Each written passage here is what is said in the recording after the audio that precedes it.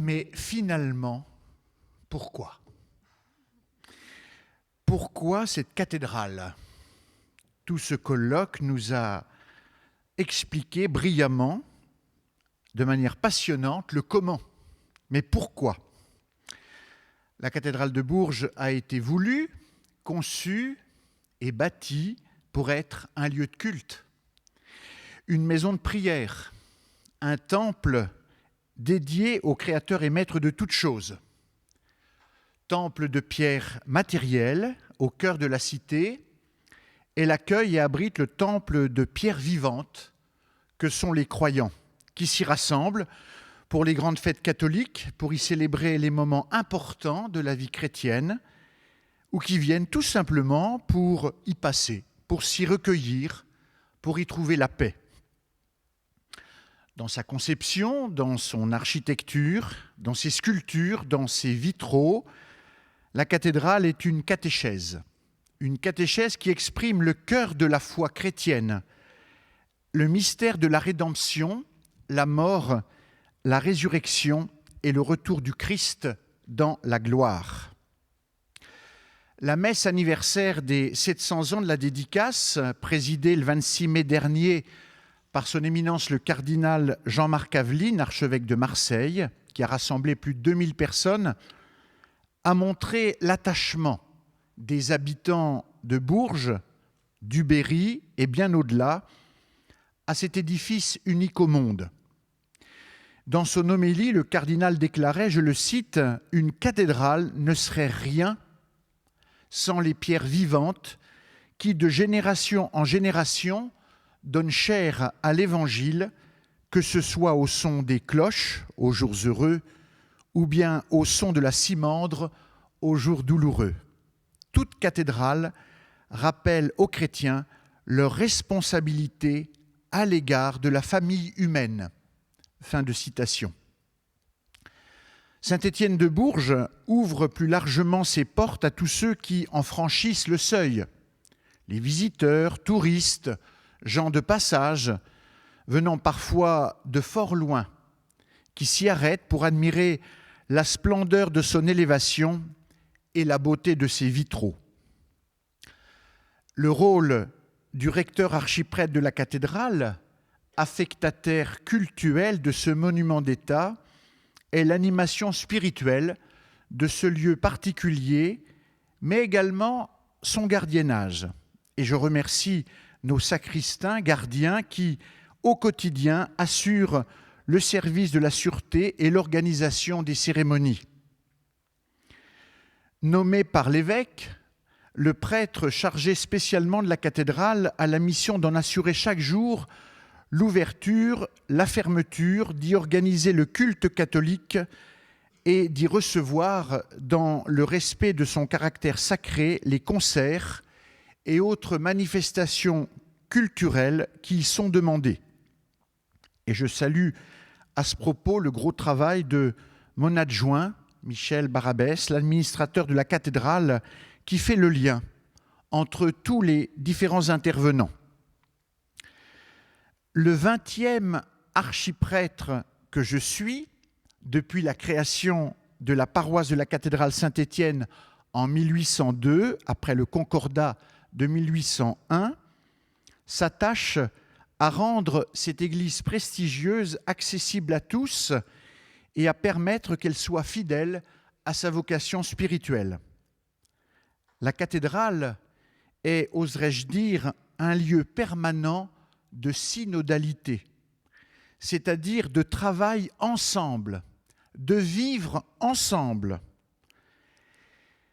par le partenariat qui se vit en bonne entente entre le clergé affectataire et les services de l'État propriétaires, la DRAC, le CRMH, l'UDAP, le CDAO, tous ces sigles que vous avez entendus pendant ces 2 jours, mais également les services de la préfecture, du département du Cher, de la ville de Bourges, avec les visites organisées par l'Office de tourisme, sans oublier les ouvriers, les artisans qui travaillent sur les différents chantiers, les sapeurs-pompiers qui interviennent et veillent sur la sécurité du bâtiment.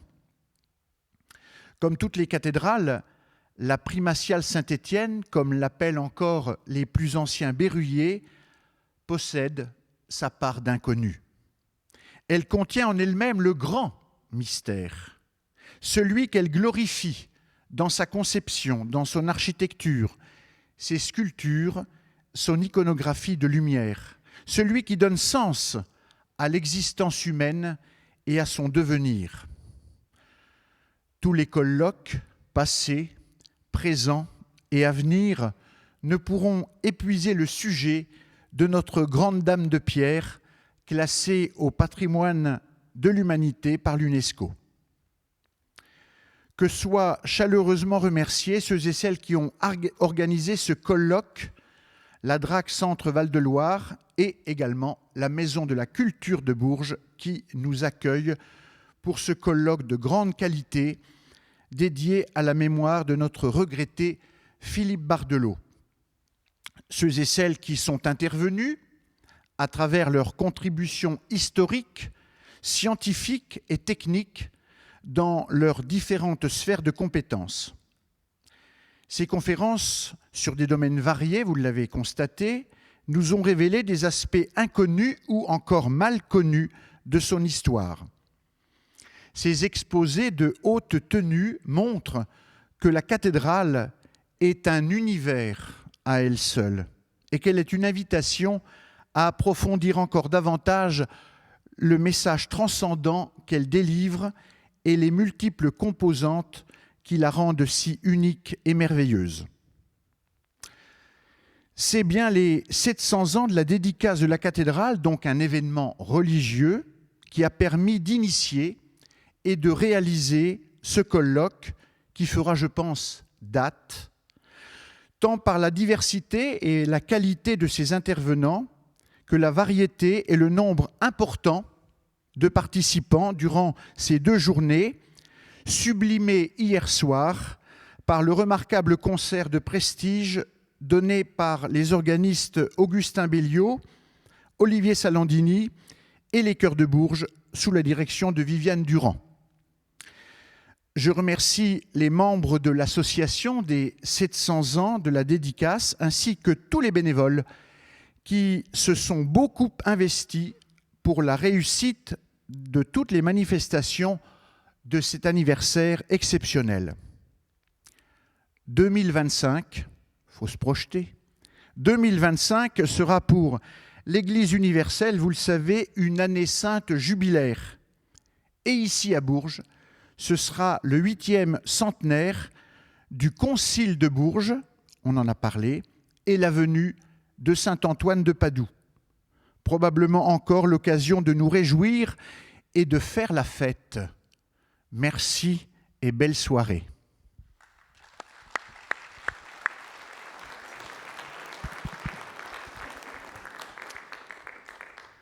Mais finalement, comment ?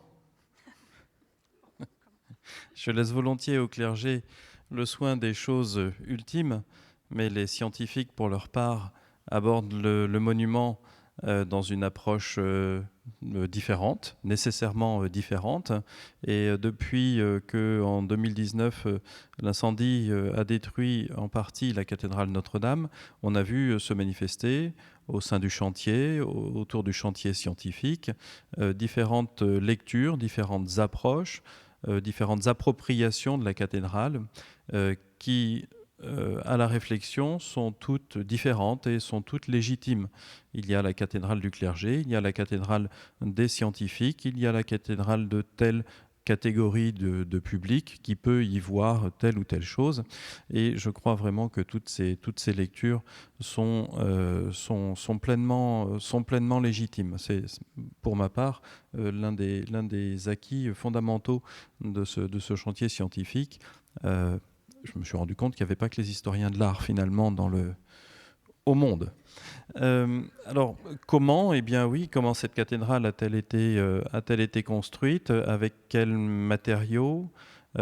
Quand a-t-elle été construite ? Comment ces matériaux, d'où viennent-ils ? Comment ont-ils été mis en œuvre ? Comment ont-ils été assemblés, structurés, construits ? et à quel moment. C'est un petit peu toutes les questions qui ont été posées dans les 2 journées de ce colloque. Je voudrais pour ma part remercier tous les collègues qui se sont investis dans la préparation de leur communication et qui ont présenté ici le fruit de leur réflexion. Je crois que la question qu'on peut aussi se poser à la fin, c'est certes comment la cathédrale a été construite, mais quelle est la raison des choix qui ont été effectués. Et les dernières communications nous montrent que les choix de mémoire, les choix d'identité, les choix de stratégie visuelle, la cathédrale n'est pas une église ou n'est pas qu'une église, elle ne sert pas qu'à la célébration du culte, même pour les gens du Moyen-Âge. La cathédrale est l'image du diocèse, la cathédrale de Bourges est l'image que l'institution va projeter d'elle pendant des centaines d'années, donc 800, 700 ans pour la dédicace, 800, 900 ans, donc pour un très long temps. Et on voit comme ça, en se posant cette question de la raison d'être des choix qui sont consentis, que le comment rejoint le pourquoi. Merci beaucoup à tous.